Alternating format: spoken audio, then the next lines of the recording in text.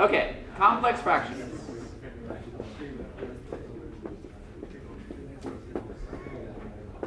The first thing that I'd expect everybody to know is the definition.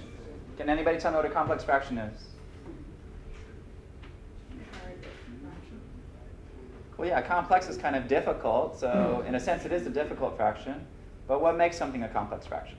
The denominator difference? Not exactly. So what have we been studying this whole chapter? Rational expressions. Okay. A complex fraction is a fraction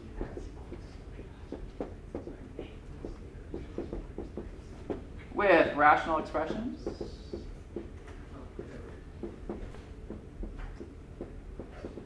in the numerator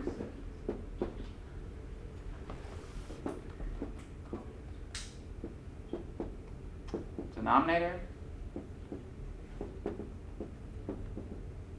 or both. What complicates things is rational expression is what, guys? We've all memorized this. I've assumed we've all memorized this. What is a rational expression? The thing that we've been studying this whole semester.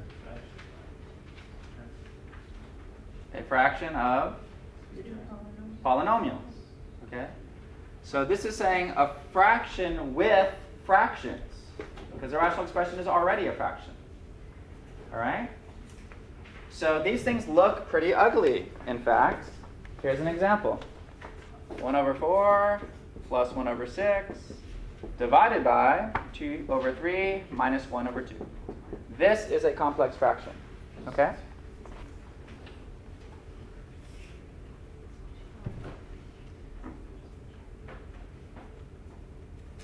Our whole goal with this section is one thing.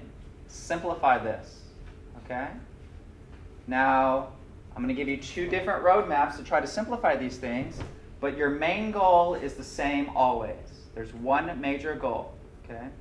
I will know this is simplified when it is down to a single fraction. And how do I know something is a single fraction? There will be one fraction bar. Okay? How many fraction bars do you see on this guy right now? 4. 5. Right? We get to get it down to one fraction bar. So, your goal, this is the most important thing. Your goal, get this simplified to one fraction. And again, you will know it's one fraction because there will be one fraction bar. Okay? So please write that in your notes. Get this down to one fraction, which means one fraction bar.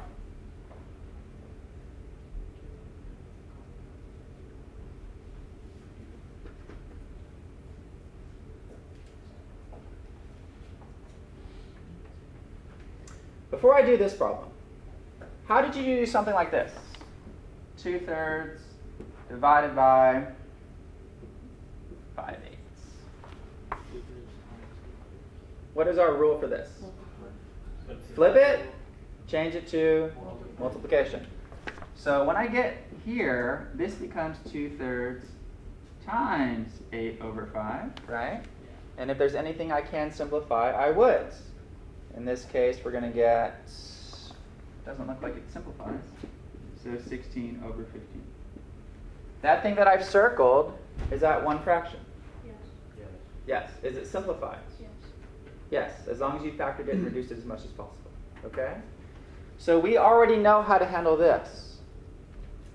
So if I can get one fraction divided by another fraction, I just invert it, change it to multiplication. All right? Well, here's what I have. So I need to fill in the gaps. I need to get this thing to look like a single fraction divided by a single fraction, and then I can continue on. Just change it to multiplication and flip the second fraction. Okay? So that's my goal. That's called method number 1.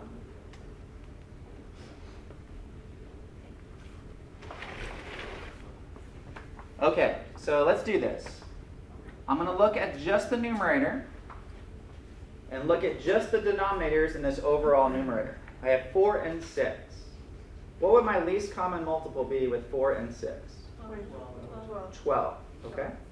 So just looking at the top, I want to convert this to two fractions that have a denominator of 12, and that way I can write it as a single fraction with just a denominator of 12.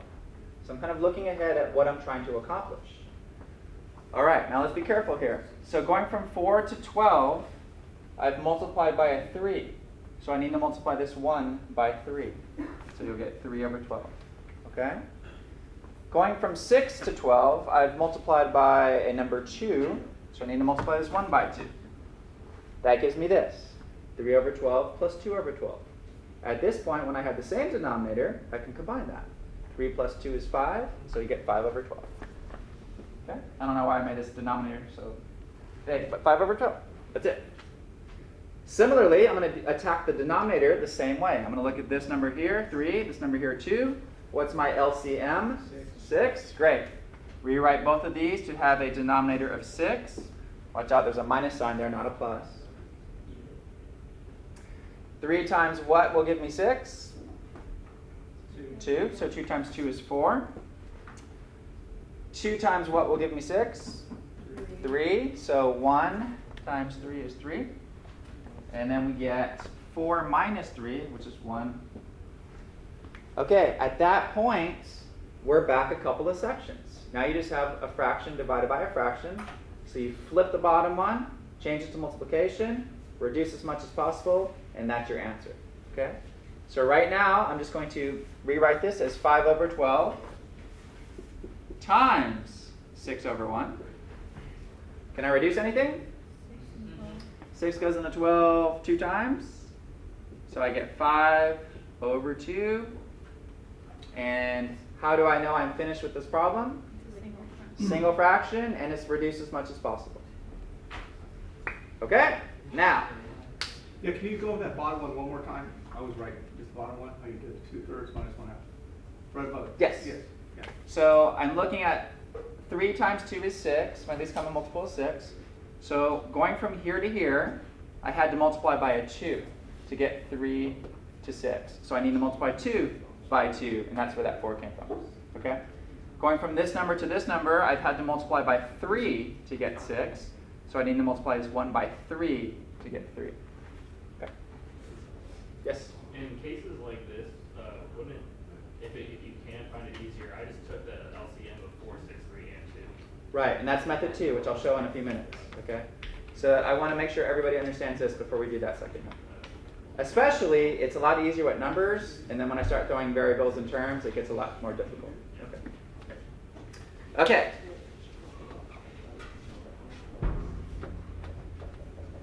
So that problem, if you understand it, is exactly how we do the ones that you're going to have, which has variables and numbers together. All right, let's try this one. M minus 2 over n divided by 1 over m minus 3 over n.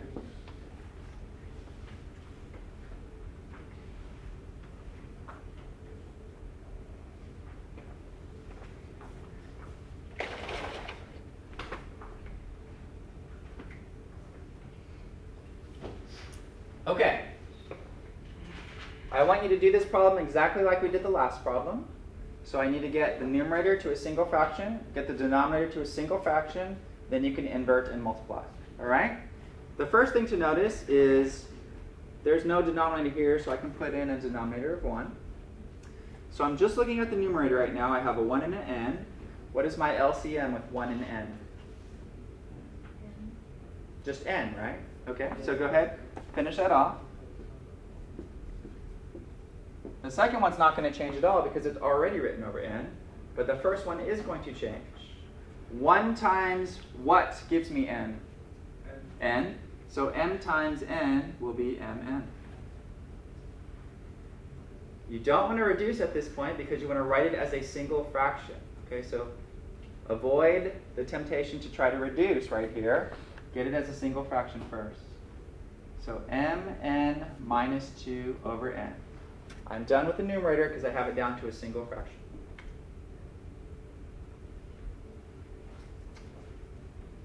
In the bottom, I have m and n. It's very similar to the homework problem we just did. What is my least common multiple? M times n. Okay? So mn right here minus mn right here. And I have to convert these fractions to now have denominators of m times n. So here I've introduced an n. So I need to multiply the numerator by n, and you get just n, because it was only 1.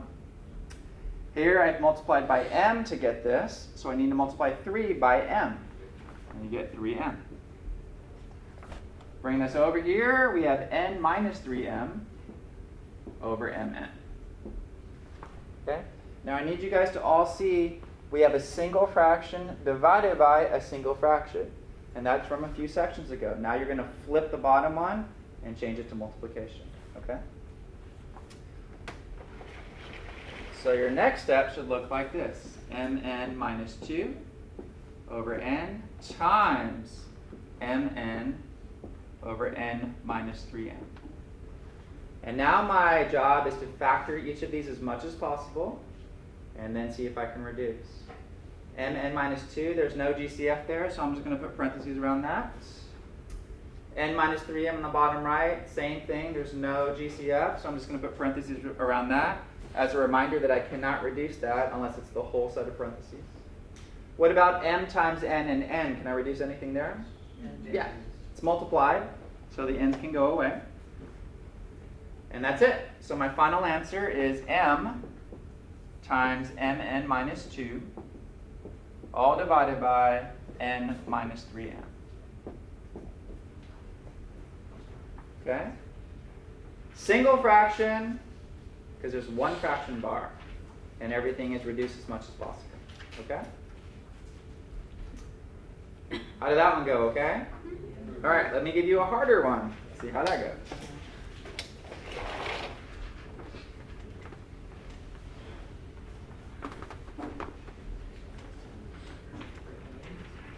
All right, take a few minutes and see how you do on this one.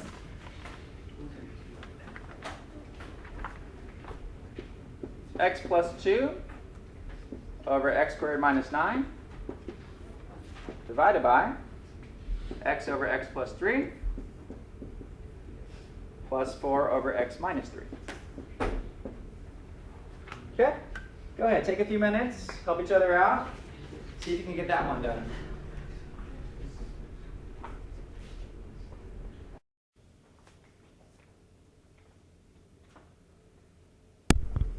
Okay, let's walk through this one together. So the good news is the top's already done. It's already a single fraction. So if there is good news, that's kind of good news. The bottom is not. We have x plus 3, we have x minus 3. What is my least common multiple with x plus 3 and x minus 3? Yeah, you just take them and multiply them together. That's all we can do, okay? So I need to rewrite this fraction as x plus 3, x minus 3, plus x plus 3, x minus 3. And then looking ahead, this is just going to be x plus 3, x minus 3 as one fraction.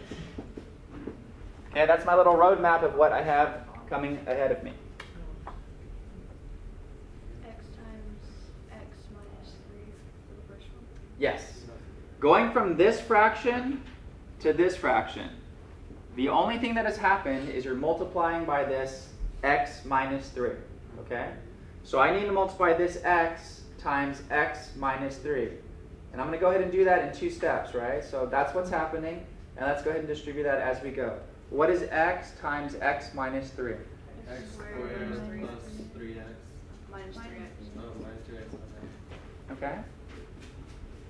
And I know it's 2 steps in one, but I highly recommend you do that because some students, if they just write x parentheses x minus 3, they cancel the x minus 3's, and that just takes you back to where you just were. So don't do that.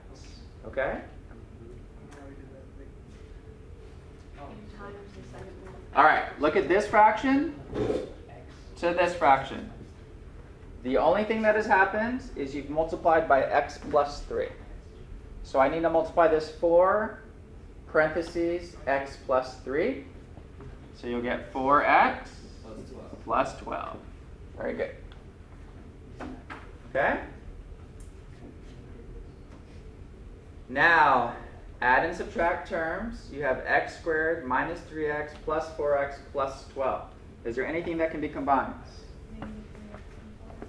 X squared minus 3x plus So I'm 4x. Yes? How'd you get there? How did I get where? X squared minus 3x over x plus 3 times x minus 3. And from, how'd you get Oh, how did I get x squared minus 3x? Because couldn't you just do x plus 4? And then what would that work? No, that's what we're having to do. Because they're not the same denominator, you can't just combine x plus 4. So that's this second step here is I need both of these denominators to be the same denominator. And that's what we're doing right here. We're making both of these to be the same denominator of x plus 3, x minus 3. This is my least common multiple. Okay? And so going from this denominator to this denominator, you've had to multiply the bottom by x minus 3. So I need to multiply the top by x minus 3. And that's where x squared minus 3x comes from. It's x times x minus 3. So if I write that on the side, x times x minus 3, you just distribute, you get x squared minus 3x. Okay? It's going to take some time. I mean, we're going to do several. So if you don't quite catch it right now, just hold on. Could we do another like question like later on? Yeah, of course. I got several more to do. Okay? So once I get to this point, though, now you can do what you said before. You know how you wanted to just say x plus 4? We can't do that until this point. Now you can add them up. X squared minus 3x plus 4x is just plus x. And then we have a plus 12. Okay? So finally, I have a single fraction divided by a single fraction. Okay? Now I can invert and multiply. All right, so let's raise this up a little. So now I have x plus 2 divided by x squared minus 9 times, flip what we just got, x plus 3, x minus 3, divided by x squared plus x plus 12. Oh, okay. Okay? These are a lot harder, right? Now, this problem is from homework a few sections back. How do I multiply two rational expressions? What are your rules? Yeah, you factor, factor, factor, and reduce what you can. Okay? X plus 2 does not have a GCF, so I'm just going to put that in parentheses. X squared minus 9 is a difference of squares. So factor that. X plus 3, x minus 3. X squared plus x plus 12 is a trinomial. So I will try trial and error or the AC method. Trial and error. Okay, so 4 and 3. 3 and 4. okay, great. Yes, 4 and 3, great. However, they're both plus, okay? So I'm not going to be able to get an x middle term. Does everybody see that? If you do x plus 4, x plus 3, you're going to get a 7x. And we can't use plus or minus because the last term is plus. So this one doesn't factor, all right? If you didn't understand what I just said, that's fine. Try it with AC method, and you're going to find there's no numbers at work, okay? So I'm just going to put that in parentheses. That one doesn't factor. Okay, now, what can I reduce? X plus 3, x minus 3. And that's it. So your final answer, x plus 2 divided by x squared plus x plus 12. And how do I know that's my final answer? One single fraction, and I've reduced it as much as I could. Okay, if that was more, if that could be factored, I would have factored it further. Okay?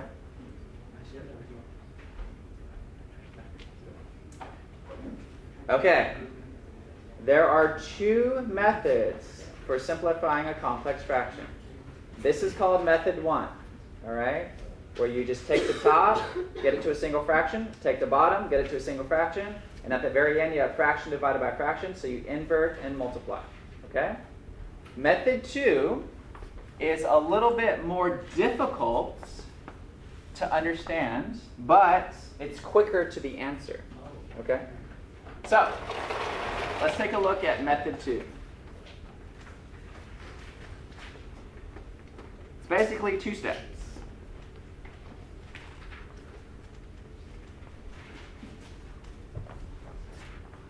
Okay, method 2. Here's what you do. You look at all denominators. Okay? So look at the denominator of all the fractions. So number 1, examine denominator of all fractions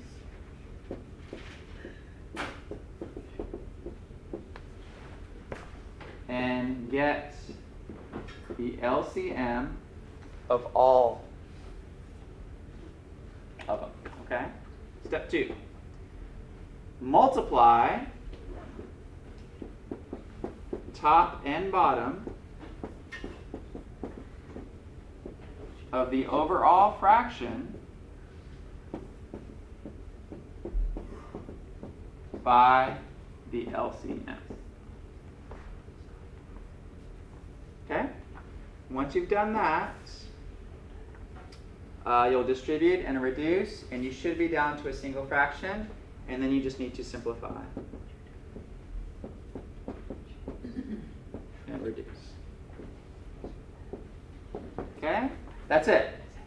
So you're going to examine all the denominators, determine the LCM for all of those, multiply the top and bottom by that LCM, and you'll already get to a single fraction. Okay? That's how it works. Let's go back and do the first example we did in class today. And we'll use method number 2 to do it. So, 1/2 plus 1/3 divided by 1/4 plus 1/12. This is the very first example we did today in class. And this time, I'm going to use method number 2. Okay? I examine all the denominators, 2, 3, 4, and 12. And I come up with the LCM for all 4 numbers. 12. Okay. This whole numerator and this whole denominator, I'm going to multiply by this number 12. Now, you're not allowed in math just to multiply things randomly by 12, right? What allows me, in this case, to multiply this by 12? What makes it okay? The lowest common multiple. Right. In this big fraction, I'm doing something to the top of the big fraction, and I'm doing it to the bottom. So if you multiply something by 12 over 12, are you changing it? What is 12 over 12? 1. Just 1. So I'm multiplying by 1, but I'm doing it in a very convenient manner for what I'm trying to accomplish. Okay? So keep that in mind. You can't just multiply stuff by 12 whenever you want. I'm multiplying the top by 12 and the bottom by 12, so I'm not changing the fraction. Okay? That's very important. Sometimes it helps to put 12 over 1 here and 12 over 1 here. Okay? Now, we need to distribute. So what is 12 over 1 times 1 over 2? That gives you what? 12 over 2, which is 6. And what is 12 over 1 times 1 over 3? 4. What is 12 over 1 times 1 over 4? 3. And what is 12 over 1 times 1 over 12? 1. Okay, now, in just one step, how many fractions do I have here? Just one. So I got to a single fraction in one step using this method. But it's a little bit more complicated, okay? But how do I finish this? I just add, right? 6 plus 4 is 10. 3 plus 1 is 4. Can that be simplified? Yes. What goes into it? 2. So 5 over 2. Now if you go back in your notes, you'll see that the first example we did, it's the same answer, 5 over 2, but the method of attack was completely different. Okay? We utilized method 2 here instead of method 1. Okay?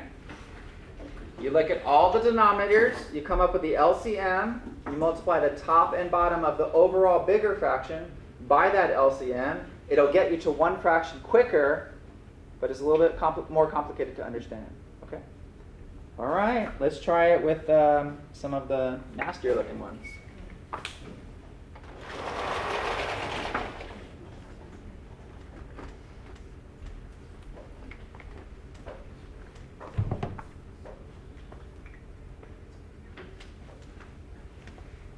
Okay, let's try this one. 3 minus 2 over x, all divided by 1 over x squared minus 1/4. Okay? I'm going to utilize method number 2 to get this one simplified. So, first of all, there's no denominator here, so I'm just going to put a 1 there. So I have 4 little mini denominators to look at. I have 1, I have x squared, and I have 4. So looking at all 4 of those, what is my least common multiple?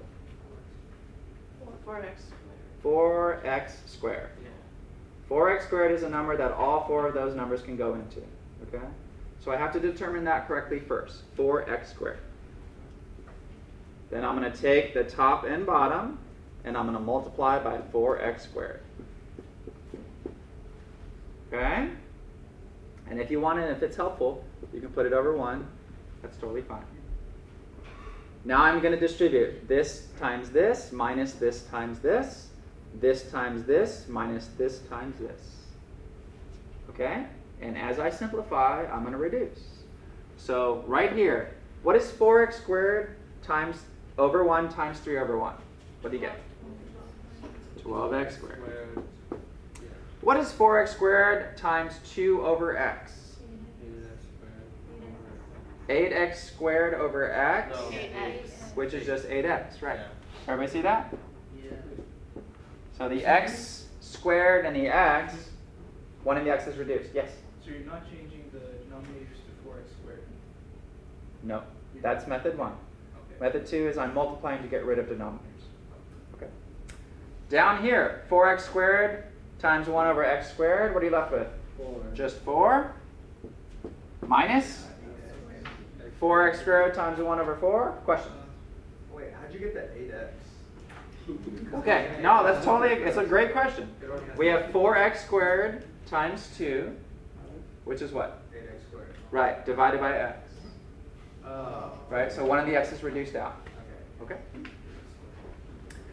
All right, 4x squared times 1 over 4, what does that leave? Just x squared. Boom, I'm down to a single fraction.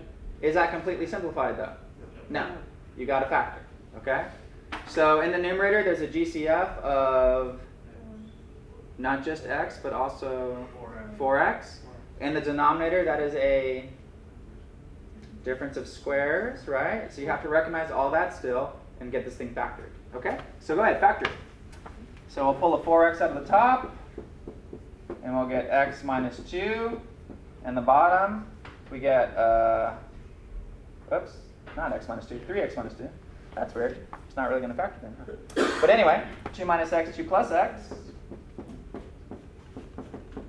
Okay, did you guys get that? Yep. What can I reduce? Nothing. Yeah, nothing. So there you go. Okay.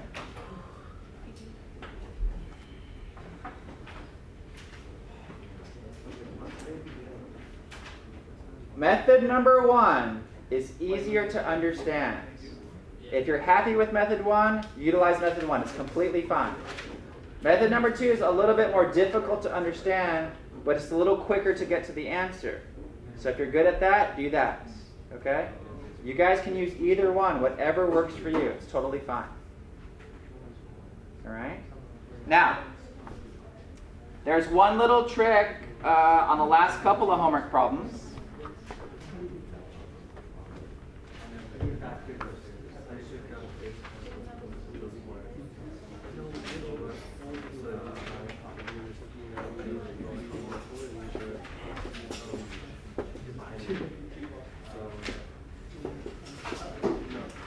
In your last couple of homework problems, they throw in some negative exponents.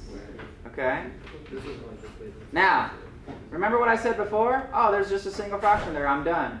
Why is that not true? Yeah, negative exponents are kind of fractions themselves, right?